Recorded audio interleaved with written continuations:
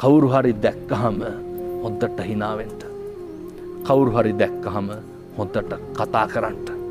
මේ කාරණේ මතු කරනකොට කියයි හාමුදුරුවනේ එයත්වත් එක්ක hina වුණාට කතා කරාට එයත් අපිත් එක්ක hina වෙන්නේ නැහැ නේ කියලා. hina නොවෙන එක කාගේ වැඩක්ද?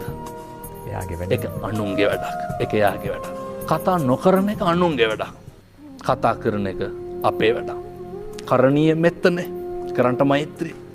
මිනිස්සු දෙන්නේ මිනිස්සු ගාව තියෙන ඒවා. මිනිස්සු දෙන්නේ මිනිස්සු ළඟ තියෙන ඒවා.